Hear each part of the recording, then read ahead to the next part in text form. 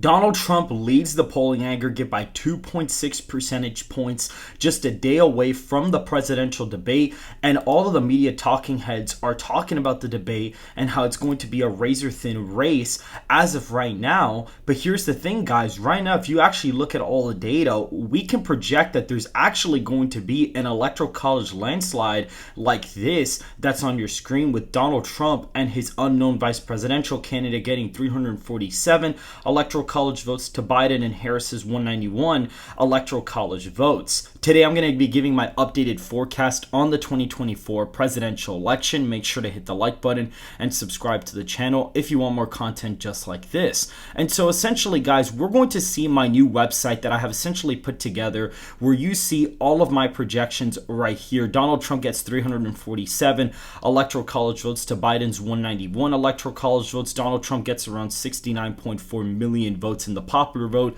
to Biden's 60.6 million votes in the popular vote. And we see here, yes, this election will not be close. This is updated as of today, as of right now. And it says the media, the talking heads, and the pundits claim this election will be close and will come down to the traditional swing states of Wisconsin, Pennsylvania, Michigan, Georgia, Arizona, Nevada, and North Carolina. However, these key indicators we use to predict U.S. elections indicate Trump is winning in a landslide in the Electoral College.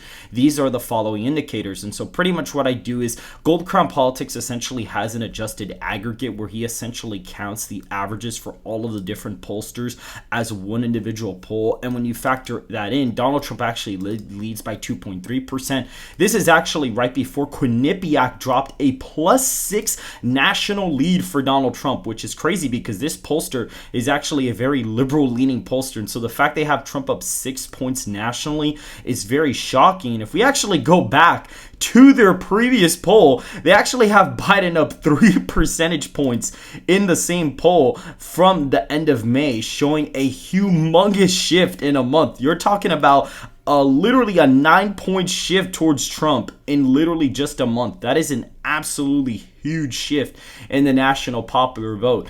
And so what we're going to see here is that Donald Trump, as of right now, leads in the adjusted aggregate by 2.3%. Obviously, that's before Quinnipiac was included into the aggregate. And so what we see here is that Donald Trump, as of today, leads by 2.6%. He's polling ahead of Biden, which by the time of 4 years ago, Biden was ahead by 9.5%. We see Hillary was ahead by 6.7%. And we see that the polling errors are around 4.6 to 5% as of right now, comparing the popular vote and comparing that to today, 4 and 8 years ago's polling of Biden and Hillary being ahead. And so essentially, when you average that out, you would get a polling error of around 4.7, 4.8 percentage points. But what we're doing is essentially, since we see Donald Trump improving with African American and Hispanics this year, we are assuming that there is going to be a 4.5 percentage point polling error in favor of Donald Trump, just like we saw in the last election. And so right now, if you were to apply that, we see the former president is winning the national popular vote by 6.8 percentage points, which is an 11.3 percentage point shift towards Donald Trump nationally from the 2020 election. You see that we break down the entire aggregate here, and we basically say, yeah, of course, using this argument alone isn't good enough. So the next 4 indicators are going to be crucial in our 2024 election forecast. Now, you'll basically notice that we have states like New Mexico, Minnesota, Virginia, New Hampshire flipping into the Republican column, which have not gone Republican in a very, very long time. And the traditional swing states like, Arizona, Nevada, Georgia, North Carolina, Wisconsin, Michigan, Pennsylvania going likely Republican, which they have not gone likely Republican in quite some time, except for the state of Georgia, which just went likely Republican in 2016. But these are very big leads for Donald Trump in these states. You would assume these states would be close, and they are close in polling data. But what's actually quite interesting is that if we look here, we're going to see the approval ratings of both President Biden and Trump. So as of today, Donald Trump has a 42.1% approval rating. Joe Biden is at 41%. So what's actually quite interesting is that we see incumbent presidents tend to perform around the vote share that they actually get in their election performances. So we see Trump in 2020 had a 46% approval rating on election day. He ended up getting around 46.9% of the popular vote share. We see Obama had a 50% approval rating. He ended up getting 51.1% of the national vote share. Bush ended up getting around 49.5%. Bush ended up getting, in 2004, I don't know why I put 2012 here, he ended up getting around 50.7% of the national popular vote. However, here's the exception. We put an asterisk around Clinton because if you notice, Clinton had a 54% national approval rating, but actually got only 49%. And the reason for this is because Ross Perot actually got around 8.4 percentage points in the national popular vote that year, which took some support from Clinton. And so what we see here is we compare both of the current approval ratings, which Biden's approval rating is way lower from 2020 than Trump's is. So we actually see here that, you can clearly see there's a correlation, basically a correlation between the national popular vote share of an incumbent president and their approval rating on election day. This would indicate that Trump would win by 1.1% in the national popular vote. However, since third parties are gathering about 8 to 13% combined in polling data, we see that Bill Clinton did 5 points worse than his approval rating due to Ross Perot getting 8% of the national popular vote, and the fact that Donald Trump has never gone below 46 to 47% in a national election in the popular vote. The popular vote can range anywhere from 4.1 all the way to 8.1%, depending on Trump's performance on the election day, according to this breakdown, showing that Trump has a 6.1 percentage point lead. Essentially, this would be the median result from this range here, which only differs 0.7 points from our forecast of Trump plus 6.8. So that's one indicator that Donald Trump is going to be winning this election in an electoral college landslide. And that even is reflected in basically the vote total margins, because Donald Trump, especially with third-party candidates like RFK taking votes away, his approval rating being lower than 2020, we can expect him to get less votes than he did last time, but Biden's support's going to drop way more from the previous election, indicating that former President Donald Trump could win the electoral college by the margin you see here.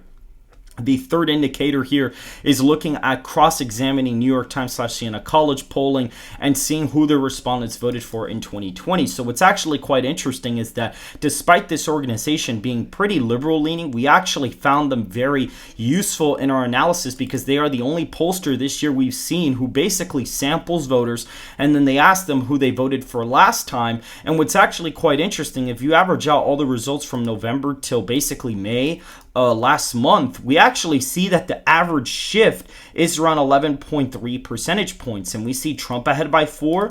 Biden was ahead by 4 percentage points. That's a pretty accurate sample because Biden did win the national popular vote by 4. So we see there that this could have been a pretty accurate result, which no one was predicting Trump to win the popular vote by 4 back in November of 2023 already. That shows an 8-point shift to the right from the last cycle. We see Donald Trump also basically was polling ahead by 5 here. However, his Biden's lead in the 2020 election here, according to the sample, was plus 12, but he only won it by 4.5 points. So if you would have applied an 8.5 point polling error to this, Trump would have been up in the popular vote by like double digits. And if you actually see here in April 2024, it shows Biden plus 8. Trump's ahead by 2. That indicates a 10-point shift. We see Biden plus 3. Trump was ahead by 7, indicates a 10-point shift. But what's funny is when you average out the average swing from these 4 polls, he's ahead. The national environment essentially shifts 11.25 percentage points to the right, and our swing from 2020 is 11.3 percentage points. So that is, pretty aligned together, and that is a big indicator that this election could be an electoral college landslide. This is how you should be cross-examining polling data, looking at how people voted last time, comparing it to your current sample, and basically adjusting for any possible error there, and basically essentially analyzing the shift here. That is the better way of actually predicting elections because you avoid a margin of error. And when we conduct our first national poll, we're going to be asking our respondents who they voted for last time to account for any possible polling error. Now here, I basically break down, Donald Trump, essentially, gets, this would have been a toss-up race if there weren't any third-party candidates. This would have been a more competitive election like the last one. However, RFK As you can see here, from November 15th of last year, he went from 16% just down to 7.3% as of today. Biden has gone up 5 points since then. Trump has only gone up by like around 3.1%. So we clearly see over the basically time span of a little bit over half a year, we see that Biden had more support taken away from him than Donald Trump did from RFK. And yes, Biden is not getting votes taken away from him by a really big margin compared to, Donald Trump, for example, compare for RFK. However, we do see that it is confirmed based on, analyzing the polling data and just comparing the head-to-head aggregate. We see that Donald Trump is ahead more with third-party candidates included than in a regular head-to-head matchup where Donald Trump's actually only up, if this would actually load, he's up by 1.3 percentage points. Quinnipiac actually has him up 4 points in a head-to-head matchup, by the way, which is really interesting. And it's quite fascinating because, once again, like I stated, there are very liberal pollsters. So the fact they actually have him, up by 6 points nationally is actually pretty insane.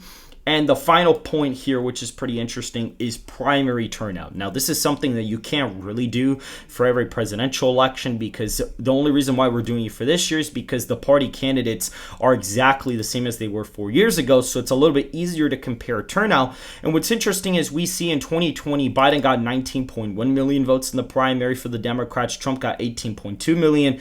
That indicates that Biden would be winning the national popular vote by 2.4%. But now if you look at, 2024 primary turnout, we see Trump, got 16.9 million votes, but Biden's all the way down at 14.3, and we see that Trump won that popular vote by 8.2. So essentially, if you subtract this margin from the 4.5 point victory from Biden, we see that the, primary turnout popular vote would have technically underestimated Biden by 2.1%, and that factors in, lower propensity voters and independents that come out on election day. So what's funny is that if you apply that same error to Trump's 8.2 lead, we see that he would lead by 6.1%, which is the same thing we see in the median margin comparing approval ratings, and is only a couple points off from our projected popular vote victory for Donald Trump. So all of these things are lining up for Trump to win an electoral college landslide as of right now. And we clearly see here the biggest takeaway from our analysis is that we understand that this is subject to change and that the results could differ, and there is definitely a room of possibility for margin of error. However, we do expect the former president to at least win 312 electoral college votes as of right now. That includes him taking Wisconsin, Michigan, Pennsylvania, Nevada, Arizona, and Georgia from President Biden. We see that Donald Trump is approaching an electoral college landslide, and we have been transparent with our methodology as much as possible. Individual state breakdowns are going to be coming soon. They are not available just yet. We are getting that sorted out, but we're going to be doing it. So essentially, you can hover over a state. You see a tooltip which brings up different data from that state. You'd be able to click on it, and essentially, you'd be able to analyze what's going on there. We would probably only do that for like the major swing states. You could still go over the tooltip with every single state to see where we have the projected margin and other information about it. But essentially, that's what we would be seeing in the next coming weeks as we update our online forecast, and we may potentially even have our own polling aggregate at some point, as I am conducting my first national poll as well. And so that is it for this video, guys. This was a breakdown with my new website, essentially basically telling you guys how Donald Trump is winning by the amount we have him winning by. Me, Gold Crown Politics, and data analyst Connor K have essentially kind of put this together. We're going to be updating this. Connor K literally breaks down everything by exact numbers and turnout, so you'll be able to analyze that as well when we have that ready for all of the crucial states. We're also going to be taking a peek at some states like Colorado, New Jersey, and New York, as our forecast actually has these a little bit more competitive than we expect, and these are actually going to be cool indicators for what we could see going into election day. You see Colorado is only basically a 3.9 percentage point victory for Biden as of right now. New Jersey is around a 4-point lead for Biden, and we see the state of New York at only 8 points for Biden as of right now. And the debates tomorrow, and anything could happen to this national aggregate. Pretty much anything could occur here. And my projection is that Donald Trump will gain some points, Biden's going to gain some. That's what I'm thinking is going to happen after the debate. just because of the fact that you're going to probably have some disaffected liberal voters probably go back to Joe Biden, and you're going to have a lot of independents swing towards Donald Trump during the debate. I'm going to be doing a video today basically previewing the debate and kind of talking about what could possibly happen and what issues are going to be brought up, the demeanor of both candidates, and how that could affect polling. But essentially, if there's not a crazy gaffe, like if Donald Trump doesn't say something really stupid to backstab his base, or if Biden doesn't just like completely have a stroke on national television, essentially, I expect both candidates to gain, and I actually expect Kennedy and some of the third-party candidates to drop, which could possibly affect this margin. And we may see states like New Hampshire, Virginia, New Mexico, Maine go back into Biden's column, but overall turnout for both candidates would probably go up. That's what I think is going to happen as of right now, but things could definitely change on election day and as the polling data and current data comes in. So if you guys did enjoy this analysis, please hit that like button, subscribe to the channel if you want more content just like this, and I will see you guys in the next video.